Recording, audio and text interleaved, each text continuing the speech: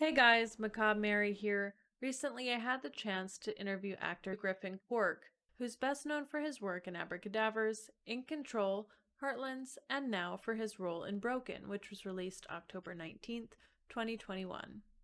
I also had the chance to interview Laura Buckles, who not only co produced the project, but also portrayed Chief Anna Kimball.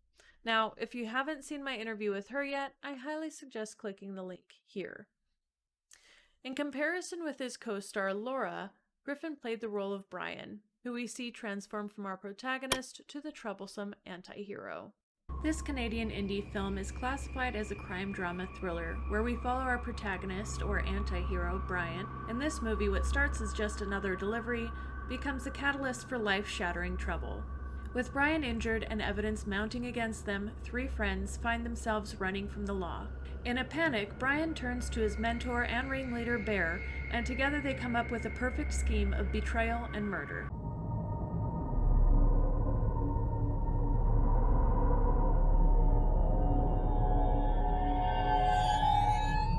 I wanted to ask you a little bit about your life as an actor and just like the role you played in Broken, which I thought was a really great movie, by the way. Thank you. No problem. I don't often get asked to do these kinds of interviews and stuff like that because I'm just kind of starting to build my career in the horror genre industry. But when I do get asked, I'm really excited to do them. So, yeah. Yeah, totally. Oh, hey, there's my dog again. Sorry, go ahead. That's all right. I knew I wanted to be an actor from a pretty young age. I'm pretty fortunate that I had two parents that kind of knew a good amount about the industry. My mother's an actress who mostly works in theater, but since the pandemic started, she's getting more into film for sure. Yeah. And she's got a little bit into directing.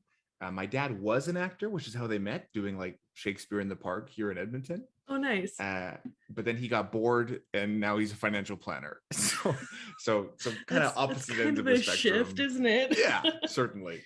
But yeah, so I've been going. I think my first like professional union gig was like grade 5. I think I was opposite Matthew Perry on a movie called The Ron Clark Story. That's awesome.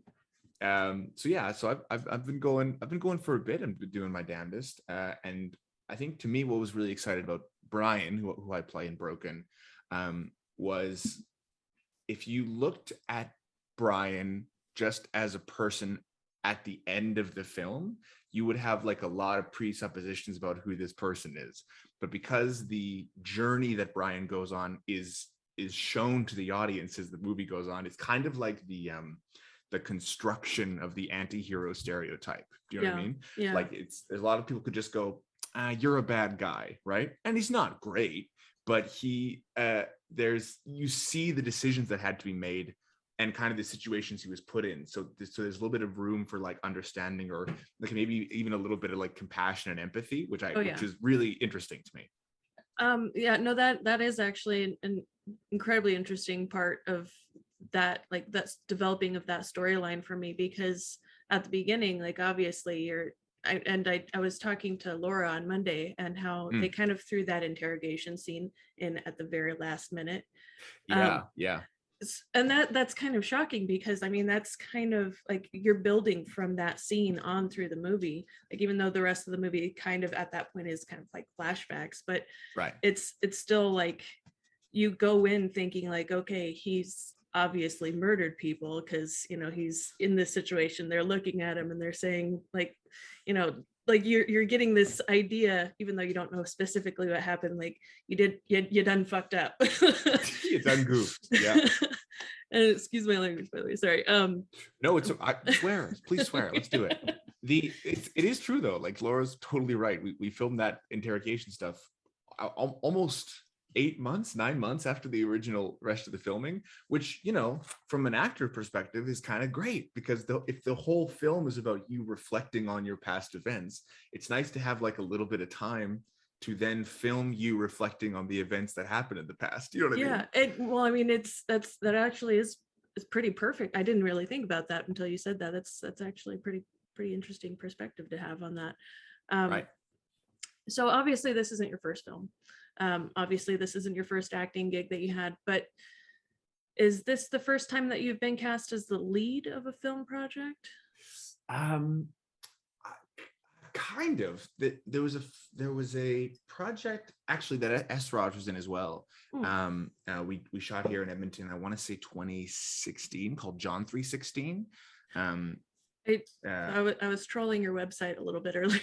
oh yeah, sure, And sure. I saw the trailer for that. I didn't actually get a chance to click on it because I got sidetracked. But keep going, Right. please. I want to hear. So I was cast as the romantic lead, or someone say the male lead in that, which was so present quite a bit.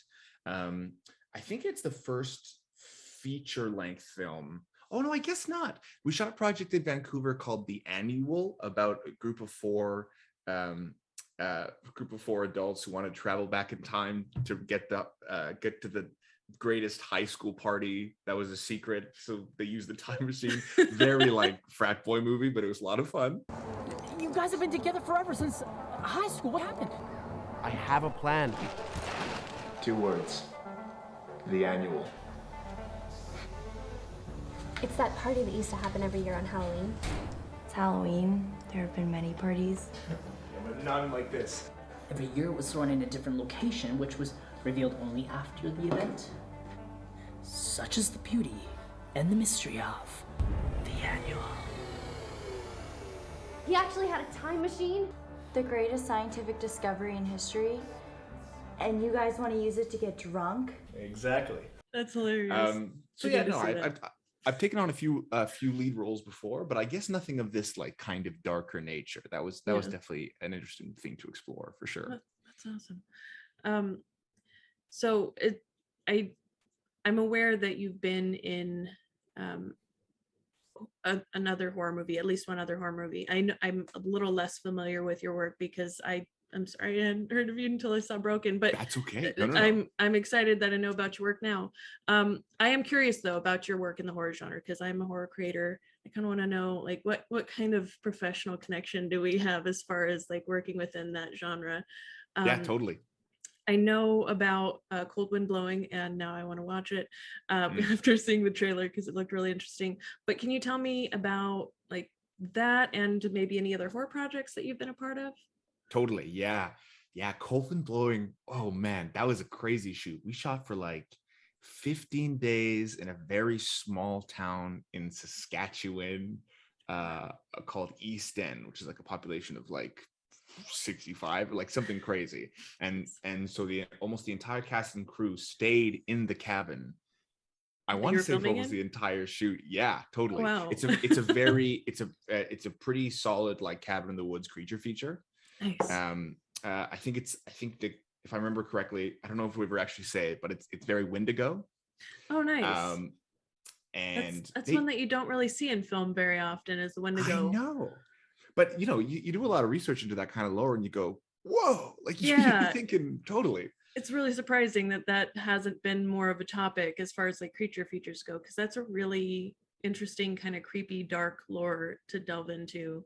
Totally. One of the exciting things for me about the Wendigo when you're doing your work before the film is like all of the different stories of what the Wendigo is supposed to look like, or like the image that it, like the visage that you're supposed to see. There's like 9 different stories, like 9 different legends where they look bafflingly different, or at least how that's described, right? So you go, oh, okay, cool. Like that adds a very nice kind of cryptid element to it. Oh yeah. I actually just wrapped on a feature here in Calgary called Dark Woods. It's a woman named Berkeley Brady's first feature. I was a kind of a smaller part, but I think what I love about what I love about feature is it's one of the easiest, not easiest. I think it's in the general public. It feels as though a lot of audiences are better trained to pick up on like nuance and metaphor, specifically in horror, because it's I don't know why it might break down all your walls because you go in being like, I'm gonna be scared.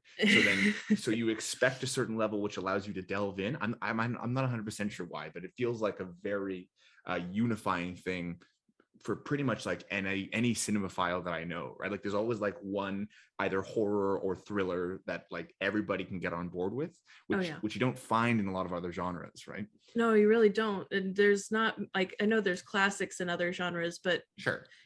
I mean, I don't know if you've ever seen like the sheer number of horror groups that there are online that are just dedicated to talking about like 80s slasher culture or found footage culture. It is like I'm a little bit of a nerd here when it comes to culture. So No, for sure. Yeah.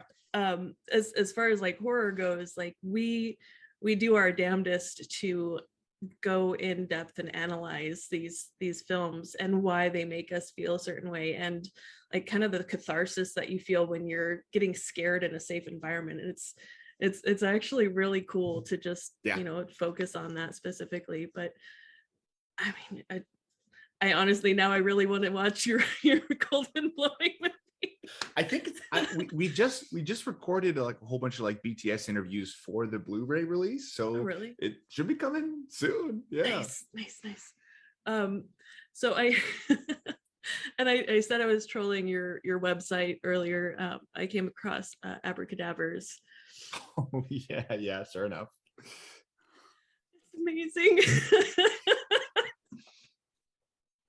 Like just the sheer camp value of that show. Like I'm already on episode 3 and I just started watching it this morning because I came across it. I'm like, okay, no, I need to watch this before. Yeah. But no, it's like it's I don't know how to describe it, but that pastel theme. I don't know if were you going for that? Yeah, I mean, I truly believe that the production design is if not one of the reasons that the series has found the success that it has. Kenya Weaver and Rachel Hogan were our production designers. We just wrapped season 2 actually this summer. Oh, nice! I was going to ask about that. Yeah, and it's also like leagues above because we got money to rent like a real camera and brought in some Vancouver crew. Like, you know what I mean? Nice. Like we definitely stepped up our game. It's evolved since the first season. Nice. But again, also keeping the brand of it, the look of it for sure. Yeah. That kind of retro pastel vibe with the rotary telephones. And they did a lot of work in terms of finding out like what colors they want to use. Like in our original pitch book, there was like canary yellow means this, sky blue means this, pastel pink. Like they were talking about like what it invokes in people, like stuff that I have no idea about, right? So yes, it was all. Everything of that show was like meticulously chosen, and it shows, right? Like I mean, get hooked on it. I mean, honestly, when there's like, we got to get rid of our phones, and then you just see all these rotary phones on the side of the road. Oh yeah, I almost died inside a little bit. I haven't seen a rotary phone in so long. I grew up with one, but like she's using one by the pool, and I'm just like, this is the most fantastic thing I've ever seen. Oh, thank you. Gosh, yeah, that's a fun one. It's fun to do something that like that explicitly stylized. You know what I mean? Well, and it's lighthearted, but at the same time, like there's really kind of like creepy, dark underlying themes there. Can we borrow your van to kidnap Chris? I don't own a van. Can we borrow your dad's van to kidnap Chris? Okay, that's fine. Especially like the death at the very beginning, and then it's kind of like a lighthearted issue the rest of the rest of the series. It's all seems goose. Like, right? Sure. But so how much fun was that to produce and to participate in as a performer? It's really interesting. We shot the original pilot for that like 2016, I think. Wow.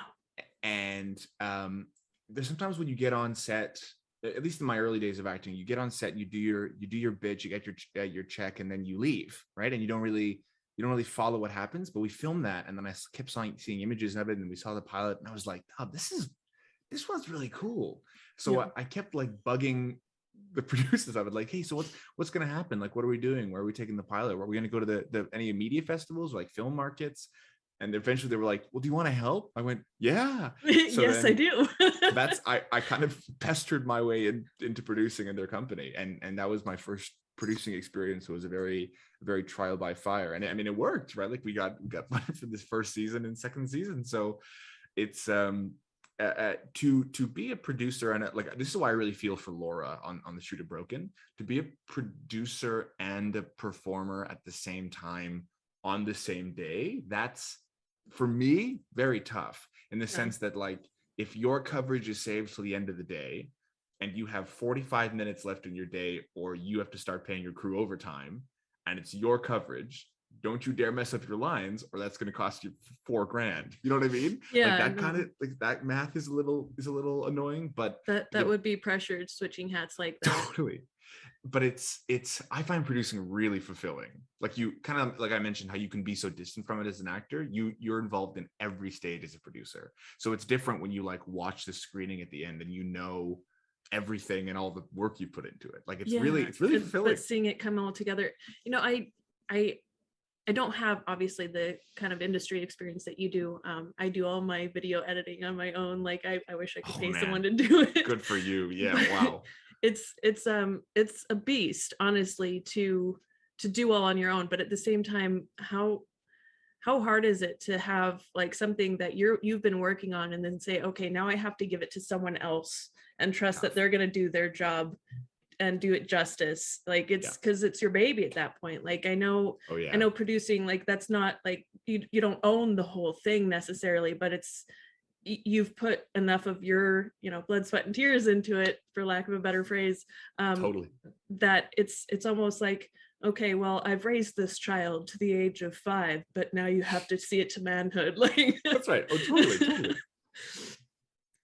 But yeah, I mean, is that a difficult thing for you? I mean, I know you have, both ends of the spectrum there, like the performing and then the producing. But as the producing side of it, do you have a problem, like, or do you have a hard time necessarily giving it away to like an editing team or that kind of thing? Yes.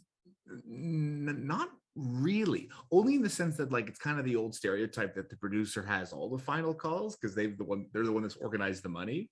Like I think I've only directed sparingly, but that's where it gets tough for me for sure. Especially if I can't be in the edit room. Yeah. As an actor, I don't know. I have a rule where I don't watch myself like on the day. Like if they like flip the screen around, like you want to watch playback, and I say no, because I'll watch it and I'll like see all like the habits that I do and like the quirks with my face. Like I do a lot of nose acting, like just come on.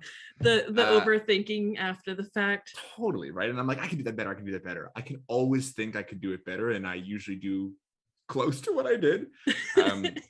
But so that's kind of my rule, and I've conditioned myself a little bit to like once we do like ADR or the the premiere and I can watch myself, I'm better at that because I know subconsciously that there's nothing I can do about it now. Yeah. On the day I'll be like, oh, one more take. We have another 5 minutes, right? Totally, yeah. So I get that. It's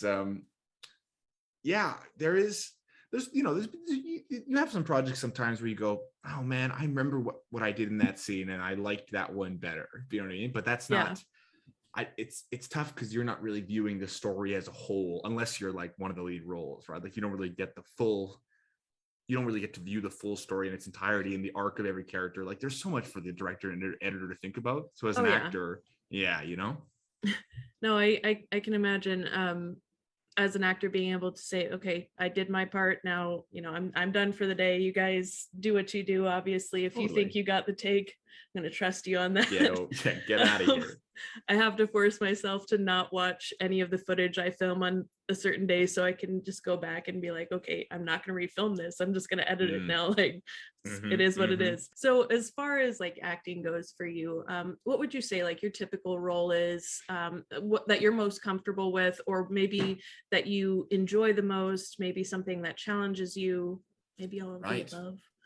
I'm the one that I would say is the most typical for me is like a scared assistant or scared intern, like especially when I shave. I look pretty cherubic, right? So to kind of go, yeah, whatever you need. Like I think I'm very good at being like nervous, right? And it's also a very typical character in a lot of comedies. Like there has to be an element of unsureness, that anxiety. Totally, right. Yeah. So that's one that comes up for me a lot. Or party guy jock. I'm 6'3" and I have pretty broad shoulders, so they'll toss me in any kind of like yeah, jock role, who's the guy that brings the keg, whose party is this, stuff like that. Wearing the football shoulder pads. Totally, yeah. And I think one of the ones that was really challenging was the one that I mentioned in Vancouver, the annual, because my character, his name was Cameron, and he's like an incredibly smart science-based character.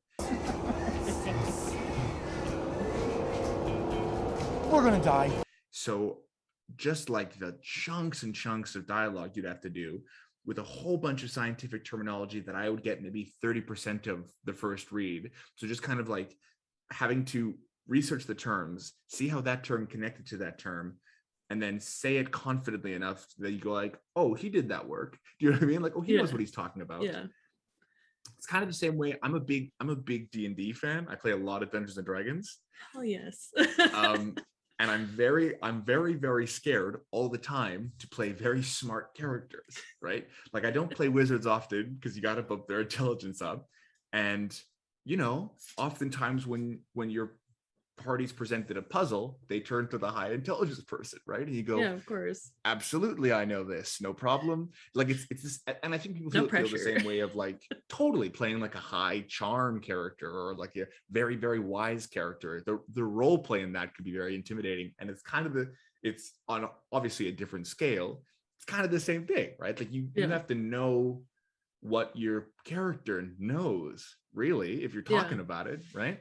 Oh yeah. It's very important to have that kind of background and information, especially like you said, when it's an intelligent character, because like you can tell when an actor hasn't done that kind of research into it. Yeah. Well, and especially if you're very knowledgeable, like for example, D&D. If you had I don't know, Jason Momoa playing a DM, right? And he goes, right, so I would like to play the life cleric and cast healing word, right? Like just that it's you can even sometimes tell in the intonation of like, you have no idea what you're saying. Reading off of a script. Like that's me assuming that Jason Momoa doesn't know D&D, and I hope he does. God bless. That'd be kind of an interesting fact to find out if he did. Yeah. So with that in mind, though, like having to prepare, how was it preparing for the role in Broken? I mean, obviously you don't seem like a criminal type. I don't know if you've ever done drugs, and that's not necessarily pertinent to this conversation. No, this isn't my house. But like it's obviously it's not something that maybe people would expect looking at you to know anything about necessarily. It's not to say you don't have experience in, you know, the darker aspects of life, but considering like your roles and other things that I've personally seen you in, how was it preparing for a serious role like this where you're the criminal, you're the bad guy? Because I don't see you playing a bad guy necessarily, and I think that's why it's sold so well in this one, is because you're not a bad guy per se. You've just you've been dealt a really shitty hand in this situation. So how was that? How was it preparing for that? I mean, there's something that it sounds very much like a cop-out answer, but it's something that I hear a lot of my actor friends say, and it's something that I love to do, is you find something in the character that you share. And sometimes it's huge. Sometimes it's like, oh, we both like bagels or whatever, right? Like sometimes it's something really easy to connect to, and sometimes it's very, very small, right? And the easiest way to connect with somebody like the character of Brian is kind of on the grandiose scales of like loss and like being how do you make a choice when both choices are bad, right? Like there's elements of that every person has dealt with, like there's which is how the audience connects to that, right? They obviously haven't been in the specifics of the situation, but you go, I've been stressed about a decision like this in my life, right? So to kind of take what I felt internally during those situations in my life, and again, as you've assumed, not to that kind of scale, right? Yeah. But to kind of apply that to the situation, and you know, it was also really fortunate because I was working. I hadn't met Laura or Patrick before the shoot, but for the rest of the cast, I had either worked with before, like Raj, or knew really well, like Karina. So there is already a kind of, and that's, you know, a very specific scenario, right, where you already have relationships built with the people. But I also think it's it's pretty important to when you're working with the new people. Like if you have an hour break, go to Crafty and like get a coffee and talk with each other, Yeah, build especially some if you have to have those camaraderie. like totally and like very, very interpersonal relationships. Yeah. Because almost every tough situation, if I'm remembering correctly, presented to Brian have to do with the people in his life, right? Yeah. It's either his mentor Bear, who's provided for him and kept him safe and given him a life. It's his girlfriend Katie, or if it's his best friend, you know what I mean? Yeah. So like all very, very important people. And to balance that, which again, balancing the importance of people is something I can bet you everybody's done. Oh yeah, and it's difficult too. I mean, Oh yeah. and honestly, like in the situation that your character Brian is in this movie, I honestly don't know what I would do in that kind of a situation. I mean, obviously his life is also being threatened, so it's not even just a matter of where loyalties lie necessarily. It's like they talk about in the beginning of the film, self-preservation. 100%. And I mean, for some people that's slower than for others, and I'm sure that there are people out there that would say like, oh, I'd rather die than ever, hurt people that I love. But then, what would you actually do if that did happen? Like, because exactly, you can't say that you would do that until you're in that situation. So we talked about how you prepared for the role. We talked about your comfort level in different roles. We haven't talked about how many times you've either won an award or you've been nominated for an award. And I know Broken received 4 and was nominated for 10, one of which was a nomination for best performance for you, for your specifically your performance in the film. And I know, again, it's not the first nomination you've ever received, and you've actually won awards for producing previous to this, but how did it feel to be nominated for, was this like the first performance-based nomination that you received? Or was it just the first dramatic performance-based nomination that you received? Definitely the first dramatic one for sure. I think I got a nod from somewhere for John 3:16, and then there have been a few theatrical ones I've received. Yeah. But definitely for a film of this nature and a role like of that nature, this is definitely the first one, and that's kind of indescribable, you know what I mean? Especially with, I think that was Hollywood North, the Film Awards, I think was what it was. Yeah. And which is a very reputable award thing. Like we've had a few projects go through there, so to kind of see your name up there, you go, whoa, like that. It's kind of a weird thing because we shot this, I want to say like 2 years ago, right? Yeah. So you've kind of done the work to like decompress and move on to the next project, right? But you kind of remember what the feeling was being in it. And again, it's not like it was like very tumultuous. Like we had a great cast and crew, and the schedule was like, all things considered, pretty reasonable. Yeah. But you do put in a lot of work. A lot of acting work is pre-work, right? Like you do your script work. We were very fortunate that we had some time to do like rehearsals of like some of the larger scenes with Patrick, and that was really, that I think that played a large part in it. And it's kind of, I don't know. There's a lot of people being like, I don't do it for the accolades, and there's part of me that gets that too. But I think there's also, it's nice to be. It's also nice that it was a Canadian award ceremony. Like part of me that really hits home for me quite a bit. If you want to consider stuff like the Canadian versus the American film industry, and the star power of each, and you can talk about like what kind of recognition deserves where. There's a whole bunch of conversations around that, right? So it's it's thrilling. It's absolutely thrilling, especially when you know that the amount of work you put in and really how fun it was, right? Like you realize that like a good process will almost always bring out a good outcome, right? Oh yeah, I mean, obviously you put in quality work, so I can imagine how amazing it would feel just to be recognized for that work that you put into it. I mean, obviously winning is great. It's not everything, but to just even have the recognition, like, hey, you did a good enough job that we noticed, even, right. Like, totally. That's the quote for this interview. Winning is great. Anyway, I like having the bar on the floor again, so I can step over it pretty easily. But it's really nice when the bar is up here and people still realize that you've hurdled it pretty easily. Just like saying, hey, you nailed it. It's it's a nice feeling. Right. But yeah, no, so I don't want to take up your entire day. I know it's probably been at least a half an hour. Yeah, it's been a half an hour now. Sure. So I really appreciate your time. I'm really glad that I got to talk to you today, and I can't wait to show my friends your movie. Actually, I'm having a couple people come over tonight to show them the movie. So Awesome. Hell yeah. So yeah, I again, thank you for being here today. I appreciate you chatting with me. This was great. Awesome. All right, Griffin, again, thank you so much. I hope you have a wonderful rest of your day, and Thanks so much. yeah. You too, Mary. Thanks, take care.